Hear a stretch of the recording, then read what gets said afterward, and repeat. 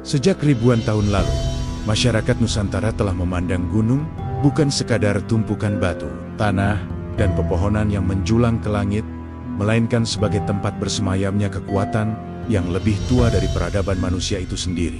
Gunung bagi leluhur adalah istana para penjaga, dunia yang tidak pernah benar-benar sepi, dan batas tipis antara alam yang terlihat dan yang tidak. Sebelumnya bantu subscribe, like, dan tulis amin di kolom komentar.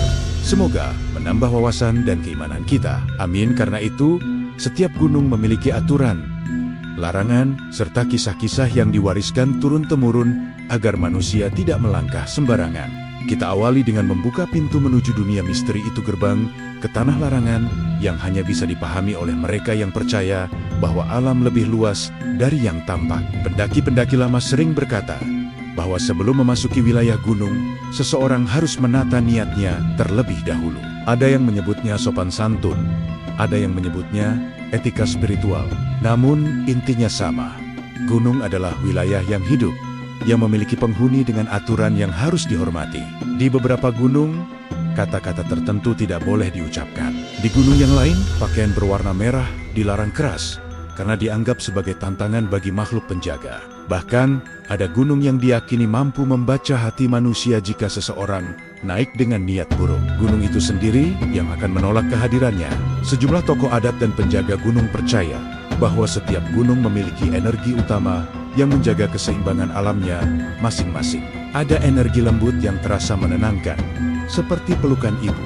Ada pula energi keras yang membuat bulu kuduk merinding, bahkan sebelum memasuki jalur pendakian. Energi ini bukan hanya legenda.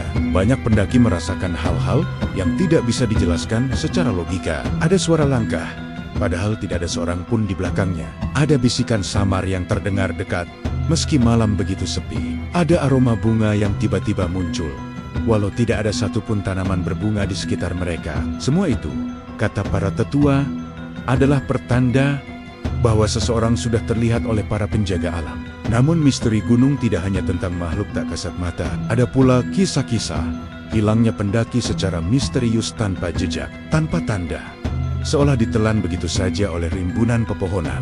Tim SAR seringkali menemukan anomali, jejak langkah yang tiba-tiba menghilang, atau pendaki yang hilang selama berhari-hari, lalu ditemukan dalam keadaan bingung, mengaku hanya merasa tertidur sebentar. Dari sinilah muncul keyakinan bahwa di beberapa gunung terdapat lorong atau batas tipis yang dapat membawa manusia ke ruang yang berbeda.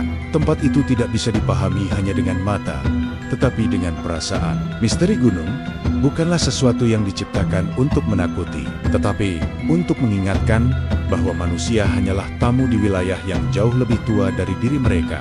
Dan sebelum kita menjelajah 7 gunung paling angker di Indonesia, seperti Gunung Salak, Merapi, Semeru, Lawu, Arjuno, Kawi, dan Ijen, kita harus mengerti dulu bahwa setiap langkah di gunung adalah langkah di atas tanah yang dijaga dengan ketat sejak zaman nenek moyang. Ini barulah gerbang masuknya.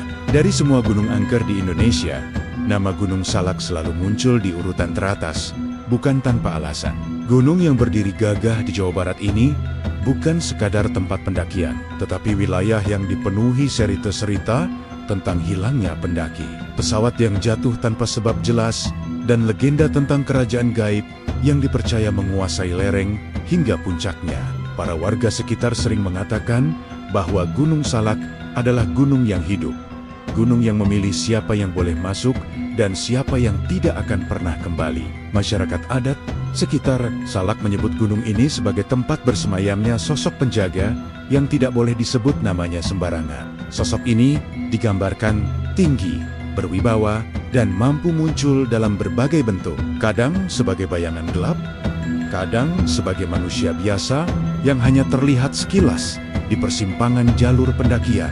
Pendaki yang tidak menjaga tutur kata sering mendapat peringatan, entah berupa suara langkah yang tidak terlihat sumbernya, hembusan angin dingin di tengah siang bolong, atau kabut tebal yang datang mendadak hingga membuat mereka tersesat meski sudah hafal jalurnya. Salah satu kisah paling terkenal dari Gunung Salak adalah jatuhnya pesawat Sukhoi Superjet 100 pada tahun ke-2012. Banyak yang menganggap kecelakaan itu adalah murni teknis. Namun sebagian masyarakat meyakini bahwa area tempat pesawat tersebut hilang dari radar adalah wilayah terlarang. Penduduk lokal menyebut area itu sebagai titik yang penuh energi, tempat di mana alam kasar dan alam halus saling bersinggungan. Banyak pendaki yang melintas di area tersebut mengaku merasakan tekanan aneh di dada mereka, seolah sedang diawasi oleh sesuatu yang tidak terlihat. Beberapa bahkan mendengar suara-suara aneh memanggil nama mereka ketika malam tiba. Selain tragedi pesawat, kisah pendaki hilang di Salak juga tidak pernah berhenti. Ada yang ditemukan dalam keadaan linglung, mengatakan bahwa mereka hanya merasa berjalan beberapa jam, padahal sudah hilang 2 hari. Ada pula yang bercerita melihat perkampungan di tengah hutan ramai, terang, penuh orang. Namun ketika mereka menoleh kembali, kampung itu hilang tanpa jejak. Cerita semacam ini muncul berkali-kali dari orang yang tidak saling mengenal. Dengan pola yang sama, membuat legenda kerajaan gaib di Gunung Salak semakin dipercaya. Yang lebih menyeramkan, banyak pendaki mengatakan bahwa Salak memiliki koridor bayangan, jalur ilusi yang seolah membawa pendaki ke arah yang benar, padahal menjauh dari rute utama. Seorang pendaki pernah bercerita bahwa ia mengikuti seorang pria berpakaian lengkap outdoor yang berjalan di depannya. Namun ketika pria itu berhenti dan menoleh, wajahnya tidak ada, hanya kabut yang menggantung di ruang kosong. Gunung Salak bukanlah gunung yang ingin ditaklukkan, ia adalah gunung yang harus dihormati. Pendaki yang naik tanpa niat yang bersih, tanpa etika, atau dengan hati yang sombong, seringkali menjadi korban dari misteri yang menghuni hutan lebatnya. Maka tidak heran jika para tetua desa selalu mengingatkan, jika ingin naik ke Salak, jangan pernah merasa paling kuat. Di sana, kau hanya tamu kecil di kerajaan besar yang tidak kasat mata. Gunung Prau selalu dikenal sebagai gunung ramah bagi pendaki pemula. Jalurnya tidak terlalu ekstrem, suasananya indah, dan sunrise-nya disebut sebagai salah satu yang terbaik di Indonesia. Namun, di balik keindahan itu, Prau menyimpan kisah yang membuat bulu kuduk berdiri. Kisah tentang pendaki misterius tanpa wajah yang dikabarkan sering muncul di sekitar area camp yang menghadap arah Bukit Teletabis. Cerita ini datang dari seorang pendaki bernama Aditya. Ia naik bersama 2 temannya, Dani dan Fikri.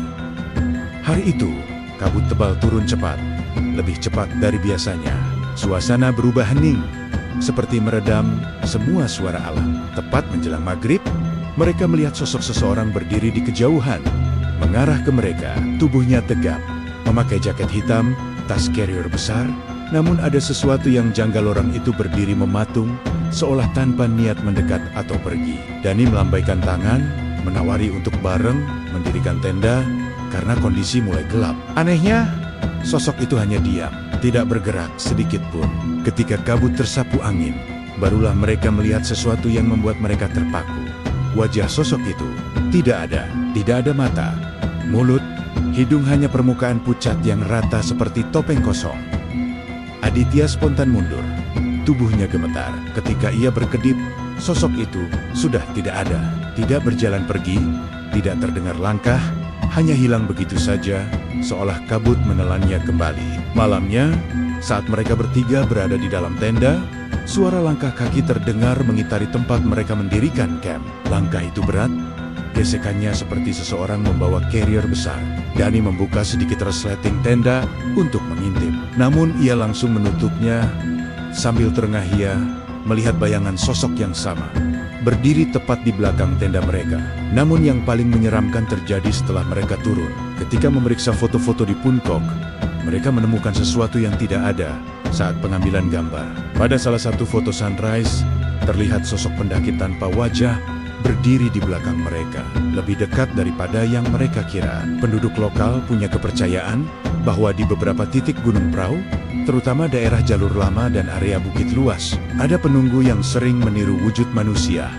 Kecuali satu hal, ia tidak pernah memiliki wajah. Sampai hari ini, tidak ada yang tahu apa sebenarnya sosok itu. Namun bagi para pendaki yang pernah merasakannya, satu pesan selalu sama. Jangan pernah sendirian menjelang kabut turun di Gunung Prau. Kau tidak pernah tahu siapa yang sedang memperhatikanmu. Gunung Arjuno terkenal sebagai salah satu gunung paling angker di Jawa Timur. Selain jalur pendakiannya yang panjang dan melelahkan, gunung ini juga dipenuhi cerita mistis tentang makhluk halus yang suka menyerupai manusia, khususnya pendaki. Dan itulah yang dialami oleh seorang pendaki bernama Rehan bersama dua sahabatnya, Yoga dan Wawan.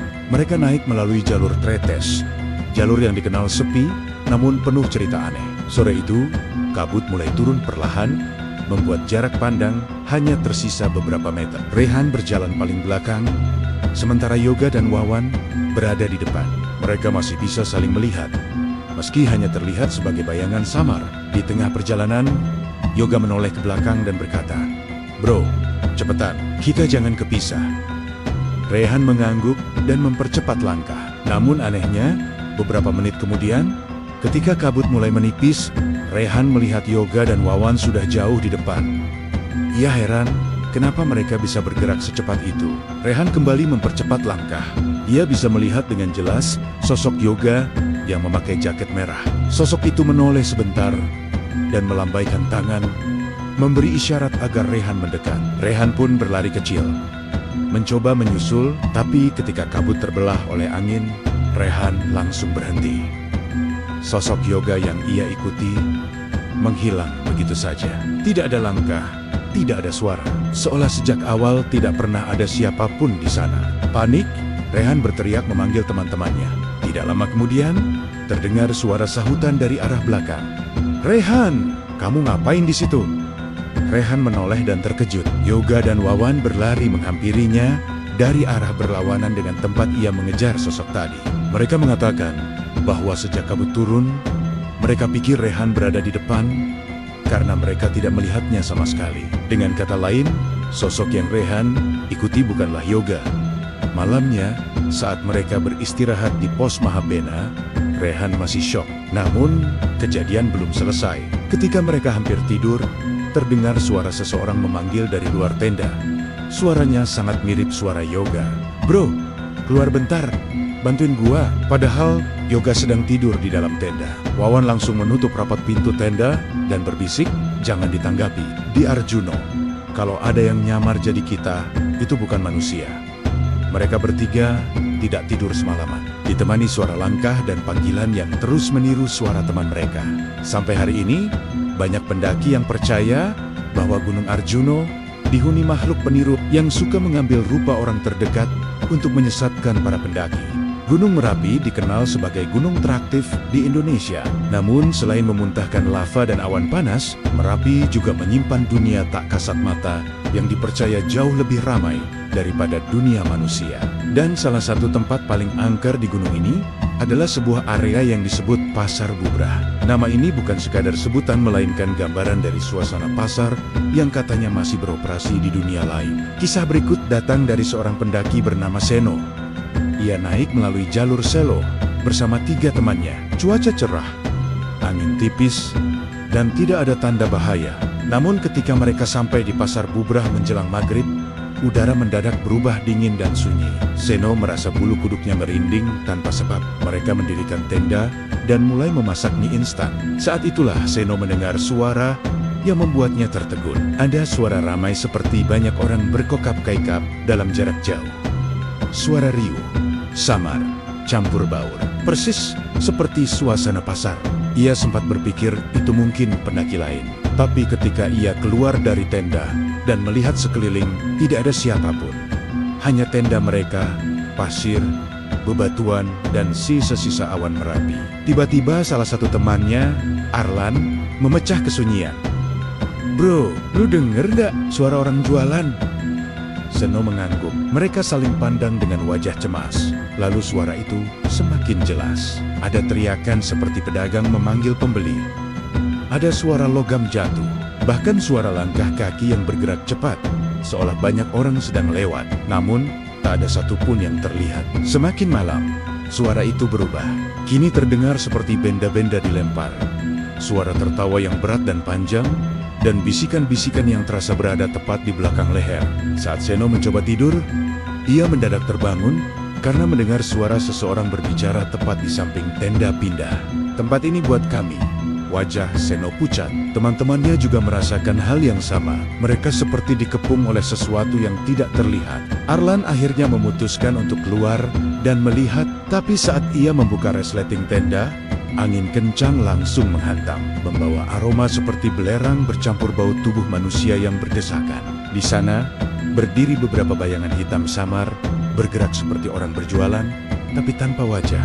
Mereka berjalan berkeliling, mengangkat keranjang kosong, seolah sedang bertransaksi. Seno langsung menutup pintu tenda dan berkata pelan, "Kita nggak boleh ganggu. Mereka lagi beraktivitas. Malam itu mereka tidak bisa tidur." Suara pasar gaib terus berlangsung sampai menjelang subuh. Lalu perlahan menghilang seiring cahaya matahari. Keesokan harinya, ketika mereka turun, seorang warga berkata, "Pasar Bubrah itu memang pasar, Nak. Tapi bukan pasar dunia kita." Gunung Lawu selalu dianggap sebagai gunung penuh sejarah, sakral, dan sangat sunyi. Banyak pendaki bilang, suasana di Lawu terasa berbeda, seolah ada mata yang selalu memperhatikan setiap langkahmu. Namun yang paling angker bukanlah puncaknya, melainkan sebuah kawasan bernama Alas Ketu. Episode ini menceritakan pengalaman seorang pendaki wanita bernama Rara. Ia naik melalui jalur Cemoro Sewu bersama dua temannya.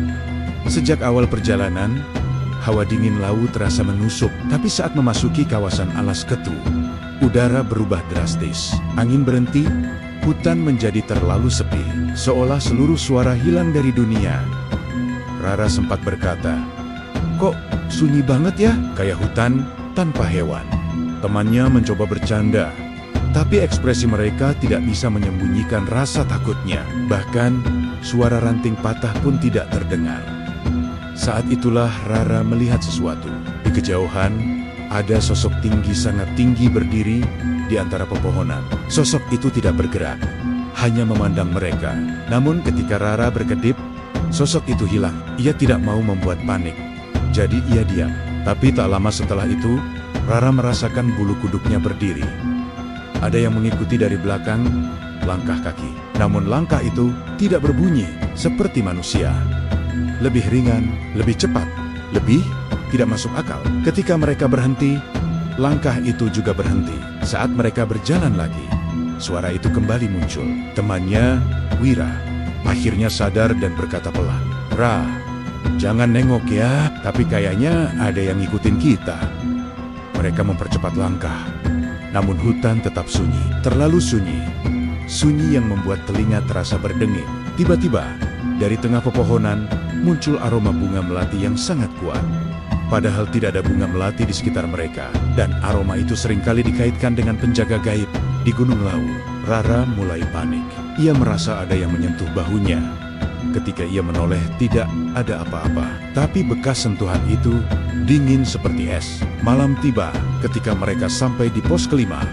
Mereka mendirikan tenda dan berusaha tidur. Tapi Rara terbangun karena mendengar suara seperti seseorang mengelilingi tenda mereka. Langkah itu berputar, terus berputar, tanpa berhenti. Kemudian terdengar suara lain lebih menyeramkan. Suara napas berat, seperti napas makhluk besar yang menunduk tepat di sisi tenda. Rara menahan napas, dan saat itu ia mendengar kalimat yang membuat darahnya membeku. "Kalian sudah kulihat sejak Alas Ketu." Suaranya dalam, berat, dan jelas bukan suara manusia. Temannya langsung membaca doa, dan perlahan suara itu menghilang. Sampai pagi tiba, mereka tidak berani keluar dari tenda. Saat turun gunung, seorang juru kunci Lawu hanya berkata, "Tidak semua penjaga menampakkan diri, tapi kalau sudah mengikuti, berarti mereka sedang memastikan kalian menghormati wilayahnya." Rara hanya bisa mengangguk dengan wajah pucat. Ia tahu, Gunung Lawu bukan gunung biasa. Gunung Merbabu dikenal sebagai gunung yang ramah pendaki. Pemandangannya indah, jalurnya tenang, dan sering disebut sebagai gunung yang damai. Tapi di balik ketenangan itu, ada satu misteri yang sering diceritakan pendaki senior. Tawa malam yang muncul tanpa wujud, tanpa arah, dan tanpa logika. Episode ini mengikuti kisah dua sahabat, Ardi dan Bimo, yang melakukan pendakian pertama mereka ke Merbabu melalui jalur Wokas. Perjalanan awal terasa menyenangkan. Hembusan angin sore membawa aroma pinus, dan cahaya matahari memantul lembut di balik bukit. Tapi semua berubah ketika malam tiba. Mereka berkemah di dekat pos batu tulis. Suasana sangat sunyi, hanya terdengar suara angin dan gesekan dedaunan. Setelah makan, mereka masuk tenda dan bersiap tidur. Namun sekitar jam 23:30, Ardi terbangun di luar tenda. Ada suara langkah kaki. Srek, srek. Langkah itu tidak cepat, tapi teratur seperti seseorang sedang mengitari area perkemahan. Ardi mengira itu pendaki lain, tapi saat ia mengintip keluar, tidak ada siapa-siapa. Api unggun yang mereka buat pun sudah padam. Padahal harusnya masih menyisakan bara. Ia kembali ke dalam tenda, mencoba tidur lagi. Namun beberapa menit kemudian, terdengar suara lain lebih mengganggu. Tawa. Hehehe. Suara itu kecil, sangat pelan, tapi jelas berasal dari luar tenda.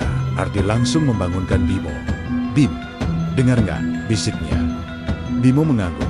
Iya, tapi dari mana? Tawa itu semakin jelas. Kali ini terdengar seperti tawa anak kecil. Hehehe, hehehe. Tapi tawa itu tidak natural, tidak seperti tawa manusia. Ada gema aneh di dalamnya. Seperti tawa yang tidak berasal dari tenggorokan, tapi dari udara.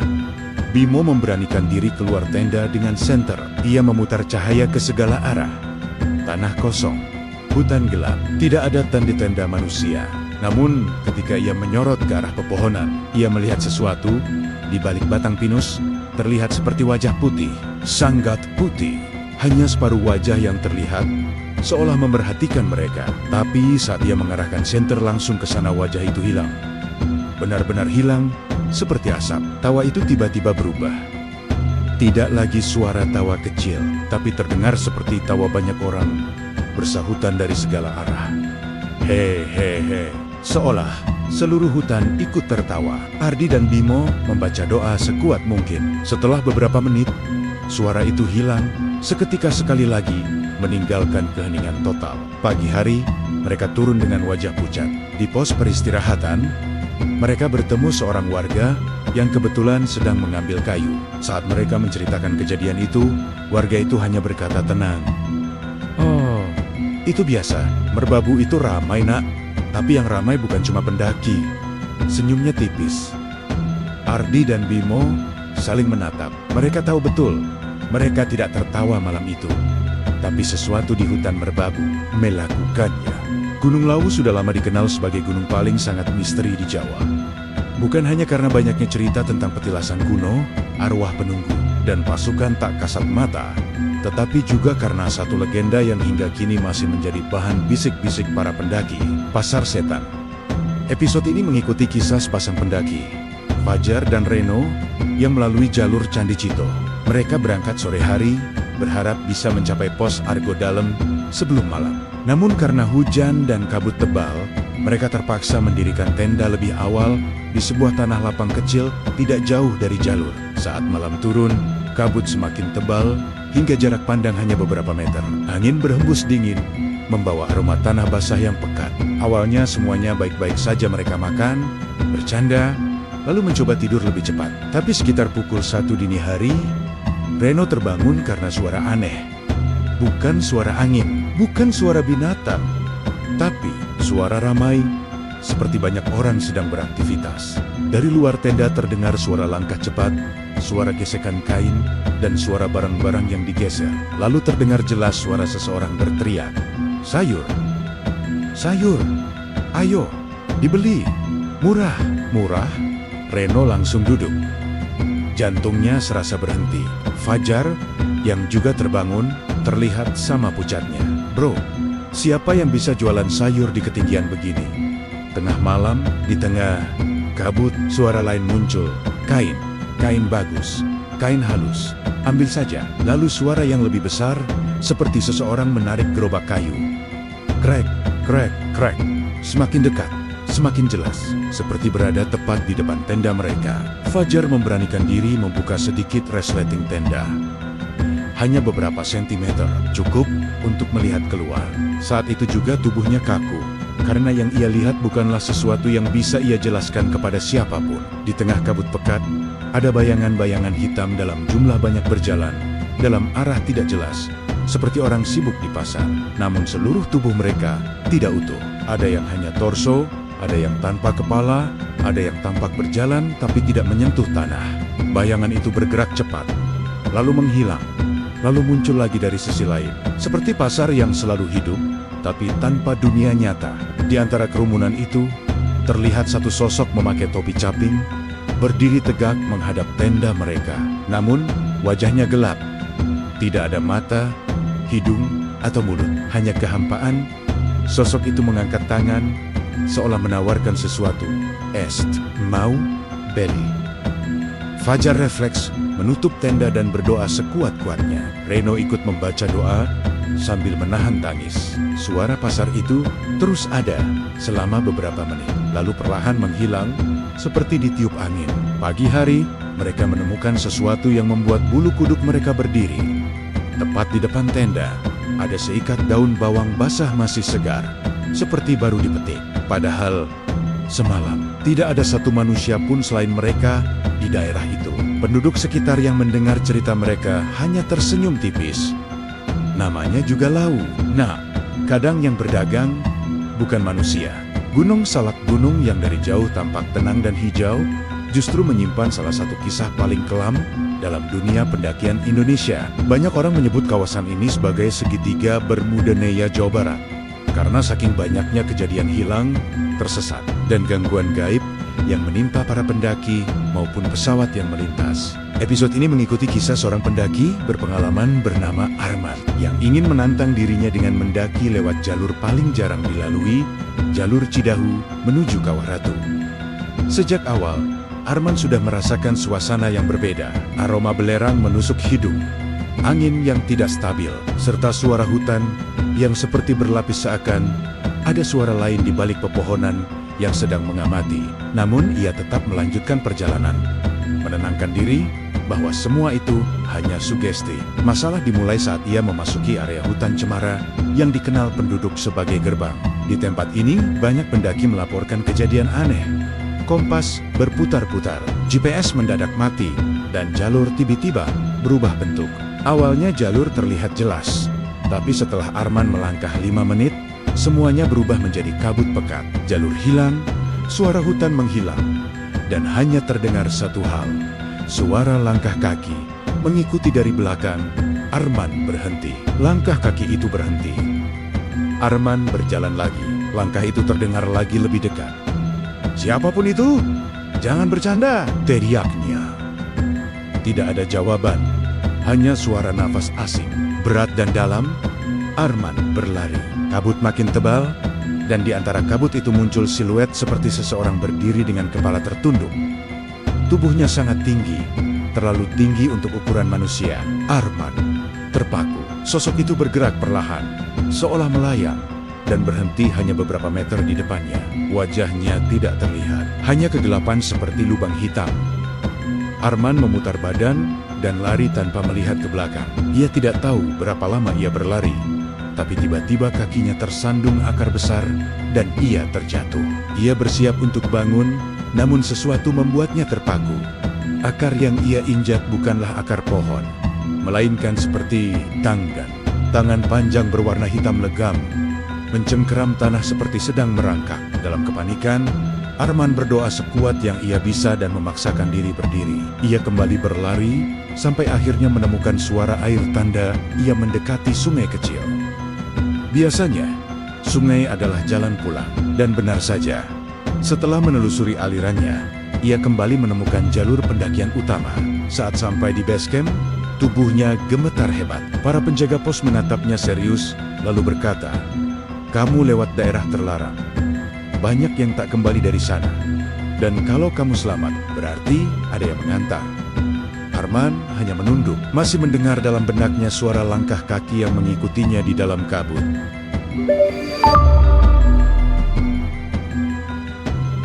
Gunung Argopuro dikenal sebagai gunung dengan jalur terpanjang di Jawa, namun di balik keindahan padang sabananya, gunung ini juga menyimpan salah satu misteri paling tua, kerahan gaib. Dewi Rengganis, sang penguasa halus, yang dipercaya masih menjaga wilayah puncak hingga hari ini. Banyak pendaki mengalami kejadian janggal, terutama ketika melewati Cikasur, Taman Hidup, dan puncak Rengganis 3, tempat yang dianggap gerbang kerajaan gaib. Episode ini mengikuti perjalanan 3 sahabat Dani, Saka, dan Rehan. Mereka mendaki lewat jalur Baderan. Niat awalnya hanya menikmati rute panjang untuk uji fisik. Di awal perjalanan, semuanya biasa saja. Namun semakin jauh mereka berjalan, suasana hutan perlahan berubah. Hening yang tidak wajar menyelimuti. Tidak ada burung, tidak ada serangga, hanya angin berbunyi rendah, seperti bisikan samar. Masalah mulai muncul di Cikasur, sebuah padang luas yang dahulu dipercaya sebagai tempat pesanggerahan para prajurit. Saat mereka mendirikan tenda, Dani melihat dari kejauhan seperti ada barisan prajurit berwujud bayang-bayang sedang berbaris dalam formasi. Saat ia berkedip, barisan itu hilang, menyisakan angin dingin yang membuat bulu kuduk berdiri. Malam itu mereka tidak bisa tidur karena terdengar langkah-langkah berat, seperti tapak kuda mengitari tenda. Sesekali terdengar suara trompet perang. Namun ketika mereka mengintip keluar, tidak ada apa-apa, hanya padang kosong terkena sinar bulan. Keesokan harinya mereka bergerak menuju danau Taman Hidup. Danau ini tenang, indah, seperti cermin raksasa. Tapi ketenangan itu justru terasa terlalu sempurna. Saat Rehan mengambil foto, ia melihat melalui layar kamera ada wanita berpakaian kebaya hijau berdiri di seberang danau. Tetapi ketika ia melihat langsung dengan mata telanjang, sosok itu tidak ada. Rasa takut meningkat ketika mereka sampai di puncak Rengganis. Di sini banyak cerita tentang pendaki yang tersesat karena jalur tiba-tiba berubah. Dan benar saja, kabut tebal turun, menutup jarak pandang hingga 1 meter. Mereka bertiga memutuskan untuk diam dan menunggu kabut naik. Namun sesuatu membuat mereka membeku. Terdengar suara perempuan tertawa, lembut tetapi sangat dekat, seolah berada di belakang telinga. Dani menoleh pelan, dan di balik kabut, ia melihat bayangan wanita berambut panjang melayang. Wajahnya tampak samar, tapi matanya jelas menatap langsung ke arahnya. Tanpa sadar mereka bertiga mundur, namun kabut membuat arah jadi tak jelas. Mereka berusaha membaca kompas, tetapi jarumnya berputar tak terkendali.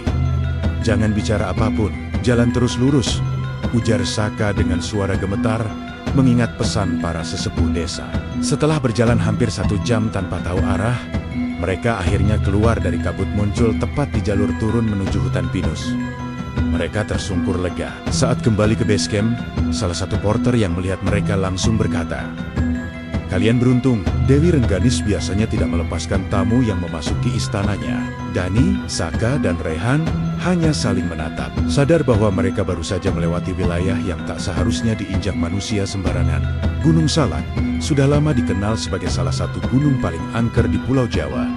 Bukan hanya karena medannya yang sulit, cuacanya yang tidak bersahabat, atau banyaknya kecelakaan misterius yang pernah terjadi, tetapi juga karena gunung ini dipercaya menyimpan pintu tak kasat mata menuju alam lain. Para pendaki, warga sekitar, hingga para pencari ilmu gaib sepakat ada sesuatu yang berbeda di Gunung Salak. Episode kali ini membawa kita menelusuri sisi gelap yang jarang diceritakan, terutama tentang sebuah area yang sering disebut sebagai segitiga salak, tempat di mana kompas seringkali berputar sendiri, sinyal hilang total, dan pendaki bisa tersesat meski sudah mengikuti jalur resmi. Banyak pendaki yang melaporkan hal serupa. Mereka merasa seolah diawasi, melihat bayangan berwujud tinggi besar, atau mendengar suara langkah kaki yang mengikuti dari belakang, padahal tidak ada siapapun. Bahkan, beberapa mengaku pernah mendengar suara wanita menangis di tengah malam dari arah pepohonan rapat. Salah satu cerita paling menggetarkan datang dari seorang pendaki berpengalaman yang tersesat. Meski jalur pendakian jelas, ia mengaku melihat sosok perempuan berkerudung putih meminta tolong. Setiap ia mendekat, perempuan itu berjalan mundur ke dalam hutan gelap. Baru setelah ia sadar bahwa langkah kakinya sudah menjauh puluhan meter dari jalur, sosok itu lenyap begitu saja dan ia menemukan dirinya tepat di tepi jurang curam. Masih dari area yang sama, beberapa tim pencarian pernah menemukan tenda kosong yang terlihat seperti baru ditinggalkan sebentar. Kompor masih hangat, peralatan masih rapi, namun tidak ada orang. Anehnya, tidak ditemukan jejak kaki yang meninggalkan area tersebut, seolah penghuninya menghilang begitu saja. Gunung Salak juga terkenal karena sering menjadi lokasi jatuhnya pesawat. Banyak yang percaya bukan hanya cuaca buruk yang menjadi penyebabnya, melainkan adanya anomali magnetik atau gangguan dari makhluk tak kasat mata yang menjaga kawasan tersebut. Warga sekitar menyebutnya penunggu salak, makhluk yang tidak suka wilayahnya diganggu dan kadang menyesatkan siapapun yang dianggap tidak sopan saat memasuki kawasan gunung. Beberapa pendaki senior punya satu nasihat penting. Kalau kamu merasa dipanggil atau melihat seseorang dari jauh, jangan pernah diikuti. Karena bisa jadi itu bukan manusia. Gunung Salak tetap menjadi tempat yang indah, penuh misteri, dan menyimpan banyak cerita yang belum terungkap. Namun satu hal pasti, pendaki yang naik ke sana harus menghormati alam dan menjaga sikap. Karena tidak semua yang tinggal di gunung ini bisa dilihat oleh mata manusia. Gunung Agung di Bali bukan hanya gunung tertinggi di pulau tersebut, tapi juga dianggap sebagai gunung paling sakral. Dalam kepercayaan masyarakat Hindu Bali, Gunung Agung adalah tempat bersemayamnya para dewa, khususnya Dewa Siwa. Karena itu, gunung ini bukan sekadar tumpukan batu dan tanah, melainkan entitas hidup yang diyakini memiliki kesadaran. Namun di balik kesakralannya, Gunung Agung juga menyimpan sisi mistis yang membuat banyak pendaki merinding. Salah satunya adalah cerita tentang jalur gaib, rute tak kasat mata yang bisa tiba-tiba muncul di hadapan pendaki yang melanggar aturan adat. Banyak pendaki mengaku pernah melihat jalur bercabang yang sebelumnya tidak ada. Dan ketika diikuti, mereka justru kembali ke tempat yang sama berulang-ulang, seperti diputar dalam lingkaran tak terlihat. Kisah paling terkenal datang dari seorang pendaki lokal yang naik seorang diri. Ia mengaku bertemu dengan sekelompok orang berpakaian adat Bali lengkap, membawa sesajen, dan berjalan dengan tenang menuju puncak. Karena penasaran, ia mengikuti dari belakang sambil menjaga jarak.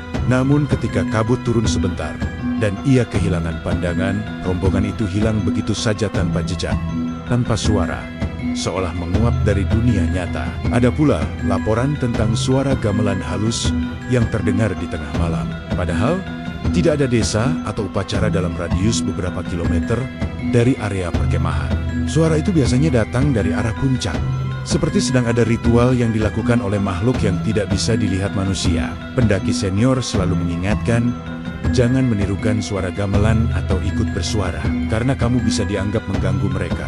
Gunung Agung juga terkenal memilih siapa yang boleh naik. Banyak pendaki melaporkan cuaca yang berubah drastis hanya dalam hitungan menit. Langit yang cerah bisa berubah menjadi badai pekat, seakan gunung menolak kehadiran orang tertentu. Beberapa pendaki mengatakan bahwa jika ada satu anggota kelompok yang niatnya tidak baik, entah sombong, berbicara kasar, atau melanggar norma gunung, akan memberi pertanda jalur licin ekstrem, kabut turun cepat, atau perasaan tidak enak yang membuat seluruh tim sepakat turun. Salah satu kisah paling menggetarkan adalah tentang seorang pendaki yang tersesat hampir 3 jam di area yang sebenarnya tidak jauh dari jalur utama.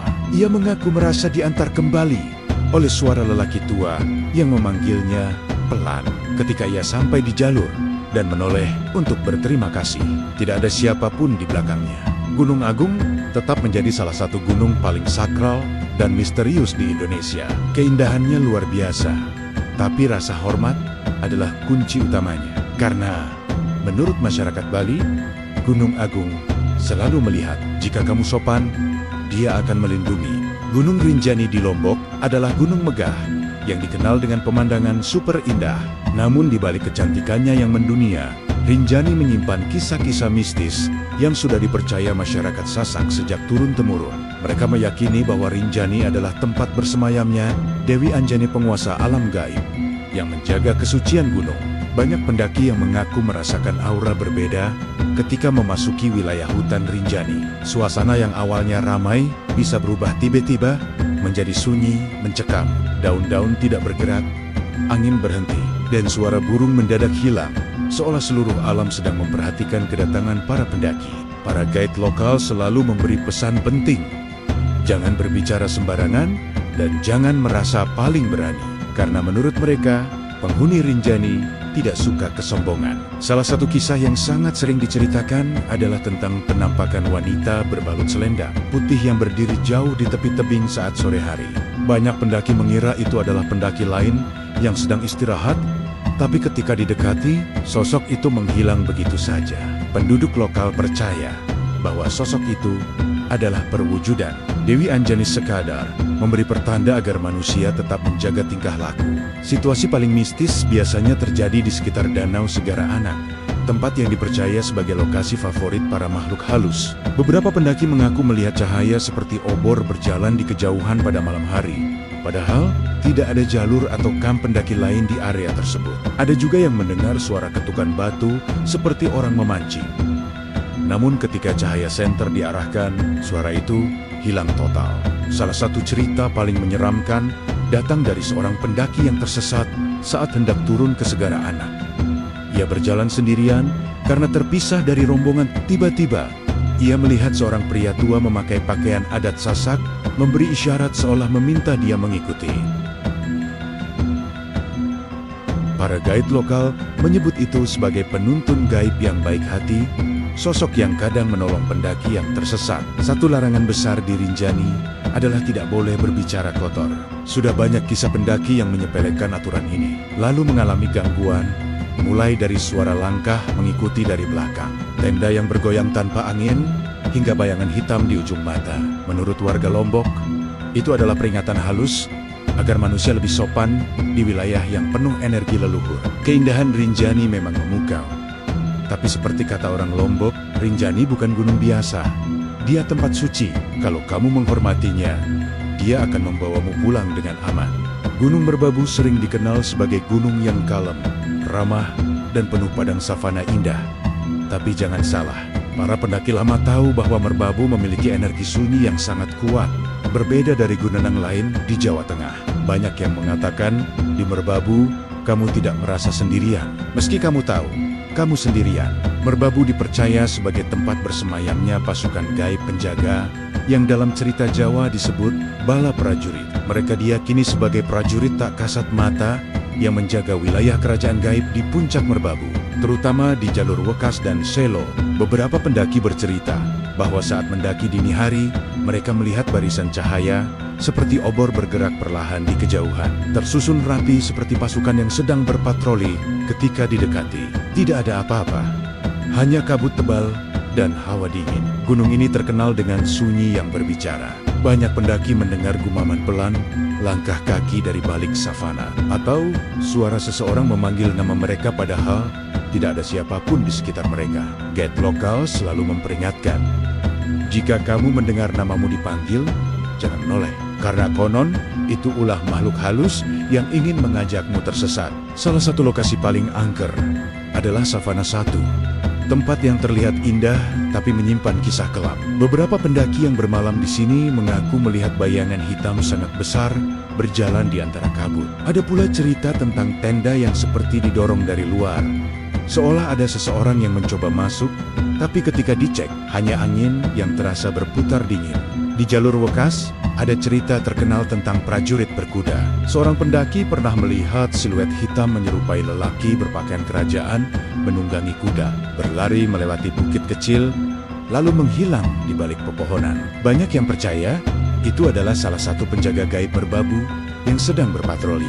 Yang lebih menyeramkan lagi adalah kisah tentang penjaga puncak Kenteng Songo, pendaki yang tidak sopan misalnya membuang sampah sembarangan, berkata kasar, atau merusak tanaman. Kadang melihat sosok tinggi berbaju putih berdiri di kejauhan dekat batu-batu puncak. Sosok itu hanya menatap, lalu lenyap. Penduduk percaya itu tanda bahwa penguasa gaib Merbabu sedang memperingatkan, meski begitu Merbabu bukan gunung yang jahat. Justru banyak pendaki yang merasa dilindungi ketika niat mereka baik. Ada yang tersesat, lalu tiba-tiba menemukan jalur tanpa tahu bagaimana caranya. Ada juga yang merasa seperti dituntun keluar dari kabut tebal saat kondisi memburuk. Seperti kata para sesepuh di lereng Merbabu, gunung ini tidak angker. Dia hanya menjaga siapa yang menjaga dirinya. Gunung Agung di Bali bukan sekadar gunung bagi masyarakat setempat. Ia adalah gunung suci, pusat spiritual, dan tempat bersemayamnya para dewa. Di puncak Agung, dipercaya berdiri gerbang tak kasat mata menuju alam para leluhur. Karena itu, siapapun yang mendaki Gunung Agung harus menjaga sikap, sebab gunung ini dikenal sebagai gunung yang mudah marah. Sejak dahulu masyarakat Bali percaya bahwa Agung dijaga oleh sosok gaib bernama Bahatara Pasupati, penguasa tertinggi yang menjadi roh penjaga pulau. Banyak kisah yang menggambarkan bahwa Gunung Agung memiliki karakter kadang tenang, kadang murka, dan kadang seolah menguji siapapun yang berani menyentuh tubuhnya. Salah satu aturan paling terkenal adalah pantangan mendaki saat ada upacara besar di Pura Besakih, terutama saat karya agung. Konon, energi spiritual yang keluar dari gunung sedang sangat kuat, dan siapapun yang naik tanpa izin bisa tersesat atau mengalami kejadian aneh. Bahkan, ada cerita tentang pendaki yang tiba-tiba melihat pura besar bercahaya di puncak. Padahal, saat dicek esok pagi, tidak ada apa-apa di sana, hanya batu hitam dan angin dingin. Di jalur pendakian Besakih, ada area bernama Pasar Agung, tempat yang dipercaya sebagai lokasi pasar gaib para makhluk halus. Banyak pendaki mengaku mendengar suara ramai seperti pasar, orang tawar-menawar, suara gamelan, dan percakapan yang sulit dipahami. Tapi saat lampu senter dinyalakan, semuanya lenyap, dan hanya suara angin yang tersisa. Yang lebih menyeramkan lagi adalah kisah tentang pendeta berjubah hitam, sosok tinggi yang sering terlihat berdiri di kejauhan dekat jalur pendakian malam hari. Beberapa pendaki mengaku melihatnya menunduk, memegang tongkat, dan menatap seolah sedang menjaga sesuatu. Ketika didekati, sosok itu hilang begitu saja, digantikan kabut putih pekat. Warga percaya itu adalah penjaga gerbang spiritual di lereng Agung. Gunung Agung juga dikenal dengan alamnya yang berubah seketika. Banyak pendaki bercerita saat cuaca cerah, tiba-tiba kabut turun begitu tebal hingga jarak pandang hanya setengah meter. Dalam kondisi itu, mereka mendengar suara langkah kaki mengikuti dari belakang. Saat berhenti, suara itu berhenti. Saat berjalan, suara itu ikut berjalan, seolah ada yang mengiringi atau mengawasi. Di puncaknya terdapat area yang disebut kawah utama, tempat yang dianggap paling sakral. Di sini tidak boleh berteriak, bercanda berlebihan, atau bersikap sombong. Salah satu kisah terkenal menceritakan seorang pendaki yang memaksa naik ke bibir kawah sambil menggelok-gelok mitos Gunung Agung. Mendadak angin kencang datang menghantam, membuatnya hampir terpeleset sebelum Timantemonia menariknya. Setelah kembali turun, ia mengaku melihat bayangan besar seperti manusia berwajah merah menatap dari jauh. Meski penuh misteri, Gunung Agung tetap menjadi simbol kekuatan dan perlindungan bagi masyarakat Bali. Gunung ini seolah berkata, "Hormati aku, maka aku akan menjagamu." Gunung Salak di Jawa Barat dikenal sebagai salah satu gunung paling angker di Indonesia, tempat di mana cerita hilangnya pendaki, kabut pekat yang turun tanpa pola, dan suara-suara misterius menjadi bagian dari keseharian gunung itu sendiri. Namun lebih dari itu, Salak dipercaya menyimpan sebuah kerajaan gaib besar yang konon lebih tua dari peradaban manusia di sekitarnya. Episode terakhir ini membawa kita ke dunia yang tidak terlihat, dunia yang menurut cerita hanya bisa dimasuki oleh orang yang dipilih. Sejak lama, masyarakat sekitar meyakini bahwa di puncak Gunung Salak ada sebuah wilayah yang disebut Kerajaan Pajajaran Gaib. Kerajaan ini bukan sekadar legenda banyak penduduk, mengaku bahwa ketika mereka memasuki hutan tertentu, mereka merasakan suasana seolah memasuki perkampungan besar. Terdengar gamelan, suara orang bercakap-cakap, bahkan aroma masakan. Namun ketika dilihat dengan mata telanjang, hanya ada pohon raksasa, semak, dan kabut yang bergulung pelan. Salah satu kisah paling terkenal berasal dari seorang penduduk yang mengaku dituntun ke gerbang kerajaan gaib itu. Ia bercerita bahwa jalan setapak yang ia lalui berubah menjadi hamparan batu halus seperti jalur kerajaan kuno. Di kejauhan, ia melihat bangunan besar berwarna keemasan dengan bendera merah putih hitam berkibar di atasnya. Tapi saat ia berkedip, semuanya berubah kembali menjadi hutan lebat. Orang-orang percaya itu adalah penglihatan yang diizinkan, sesuatu yang hanya diperlihatkan kepada orang yang dianggap layak. Di jalur Cidahu, tempat yang dikenal sering memakan korban, banyak pendaki melaporkan pengalaman serupa, mendengar langkah kaki yang mengikuti dari belakang. Namun saat menoleh, tidak ada siapapun. Ada pula yang melihat lampu seperti senter bergerak di kejauhan, tetapi tidak pernah mendekat atau menjauh. Ia hanya meliang-leng di tengah kabut, seolah mengawasi. Salah satu fenomena paling terkenal di Salak adalah penyamaran ruang kondisi, di mana pendaki tanpa sadar berjalan berputar-putar di jalur yang sama selama berjam-jam. Mereka mengaku melihat tanda-tanda pohon yang identik, suara air yang sama, bahkan batu yang sama, seolah mereka tertarik kembali ke satu titik. Warga sekitar percaya bahwa itu adalah permainan para penunggu, sebuah cara untuk menguji apakah seseorang masuk dengan niat baik atau tidak. Tak sedikit pula kisah tentang sosok wanita berkerudung putih. Ia sering muncul menjelang senja, berdiri di antara pepohonan besar, rambutnya panjang menutupi wajah, dan tubuhnya seakan membaur dengan kabut. Para saksi mengatakan bahwa wanita itu tidak berjalan. Ia mengapung pelan, seolah hanya menatap siapapun yang kebetulan melirik arah itu. Mereka yang pernah melihatnya mengaku merasakan hawa dingin menusuk tulang belakang, seperti ada tangan yang menyentuh pundak mereka meski tidak ada siapapun di belakang. Namun misteri terbesar Gunung Salak adalah suara gamelan malam suara yang datang dari arah lembah dan puncak. Conan, itu adalah peringatan dari para penjaga agar manusia tidak terlalu dalam memasuki wilayah yang bukan untuk mereka. Seorang mantan pendaki pernah berkata bahwa suara gamelan itu membuatnya merasa seolah ia sedang berada di tengah upacara besar, seperti undangan yang tidak seharusnya ia terima. Gunung Salak, dengan segala kisahnya, menutup perjalanan kita di episode terakhir ini. Gunung yang satu ini bukan sekadar tempat penuh misteria, adalah simbol batasan antara dunia manusia dan dunia yang tak terlihat. Di balik kabutnya yang pekat, Salak menyimpan pesan tua, tidak semua yang tersembunyi harus ditemukan. Tidak semua pintu harus dibuka.